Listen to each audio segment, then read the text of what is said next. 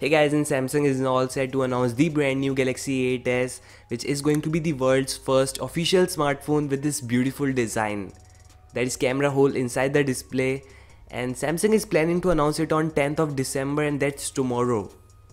So the exciting part is we now have all the specifications and the design of that device.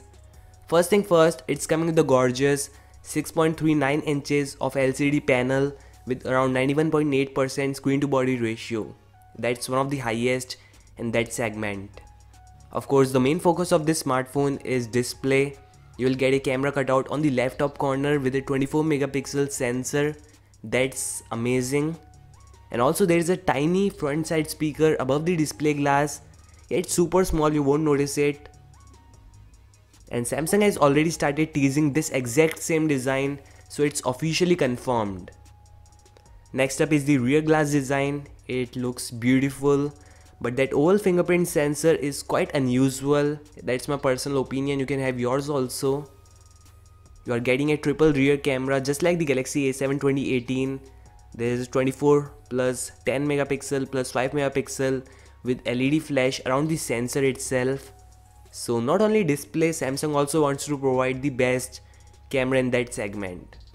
And also there seems to be a power button, volume rocker keys and Bixby button. The last one is actually useless until you can customize it.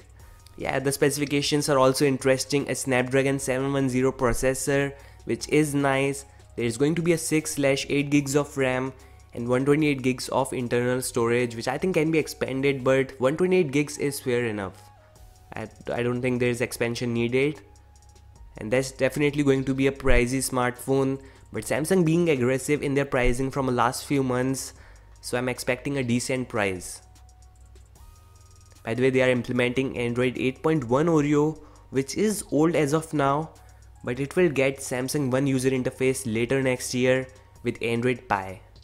Yeah, 3300 mAh battery, which is going to power this beautiful device. And bigger battery is always appreciated, but 3300 is also decent. Not bad at all. Oh wait, almost forgot that there is no 3.5mm headphone jack. And yeah, Samsung is finally ditching the headphone port. That's all guys, I'll be definitely unboxing this device, making camera comparison and speed test. Thank you so much for watching this video, I hope you enjoyed it. Don't forget to like, subscribe and peace out.